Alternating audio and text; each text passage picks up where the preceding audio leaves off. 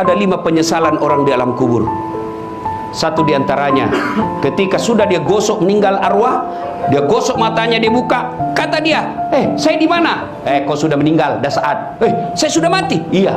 Ya Allah, hidupkan saya kembali ke dunia, sekejap saja, kira-kira 1 menit lah kalau boleh. Ya Allah, kembalikan saya ke dunia. Untuk apa? Sholat? Bukan. Puasa? Bukan. Haji? Bukan. Saya hanya ingin berkata, ya Allah, semua hartaku aku sedekahkan fisabilillah. Kenapa bukan minta sholat? Karena sholat hanya bisa dapat pahalanya ketika kita masih sholat. Haji hanya bisa kita dapat ketika kita haji. Puasa hanya kita dapat ketika kita puasa. Tapi sedekah, meskipun sudah tulang belulang hancur, kita tetap mengalir. Itulah yang disebut sedekah jariah. Keliru Bapak Ibu yang Allah kasih rezeki, Bapak tidak bersedekah. Keliru. Dan alhamdulillah, makin bersedekah Allah makin ganti. Maka almarhum almarhumah insya Allah lapang kuburnya karena ada sedekah beliau. Yang ketiga yang akan menolong kita di alam kubur adalah ilmu yang bermanfaat. Almarhum almarhumah, beliau suami istri, tokoh pendidikan, itulah ilmu yang bermanfaat. Ketika diajarkan ilmu hukum kepada mahasiswanya, diajarkan tentang keadilan, lalu anak mahasiswanya menjadi pengacara yang membela dan menegakkan keadilan, selama itu juga amal-amal akan mengalir. Maka karena itu, ibu bapak kalau dapat konten-konten dakwah, jangan berhenti di grup, jangan berhenti di HP bapak, sebarkan.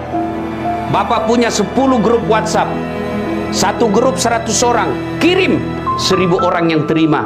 Kalau ada yang mengamalkan 5 orang, selama 5 orang itu amalkan, Bapak dapat pahala seperti pahalanya penceramah tanpa mengurangi pahala penceramah. Ilmu yang bermanfaat adalah yang bisa menyelamatkan kita di alam kubur. Inilah 3 yang akan terus mengalir meskipun kita sudah di alam kubur, bahkan sudah habis tulang belulang kita. Anak yang soleh dan soleha, sedekah harta, kemudian ilmu yang bermanfaat. Dan orang yang ada di alam kubur sekarang masih transit, belum sampai surga, termasuk Rasulullah Muhammad SAW.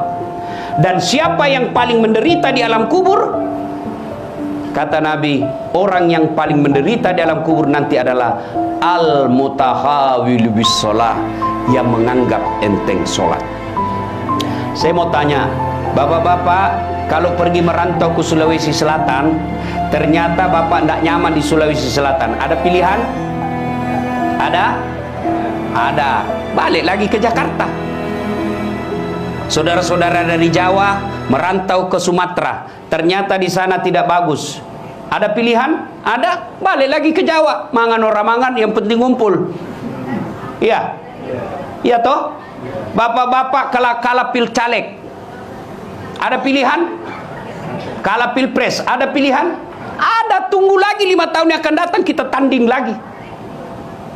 Ya, tidak disenang sama gubernur, ada pilihan? Ada. Apa? Pensiun dini. Selesai urusan, biar ada di situ kita lewat. Bukan lagi gubernurku. Iya kan?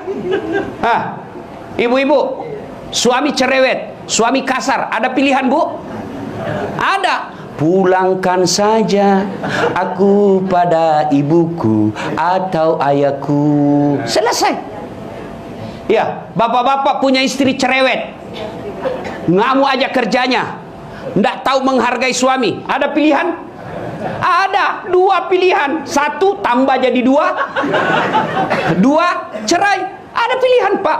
Maknanya bapak menderita di dunia masih ada pilihan. Dan tidak ada orang menderita di dunia dari bangun sampai tidur sampai bangun lagi menderita 24 jam. Tidak, pasti ada senyum-senyumnya.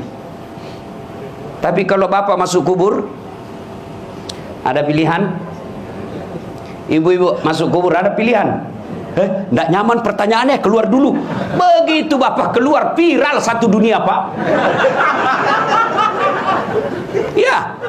Dan siapa orang menderita di kubur?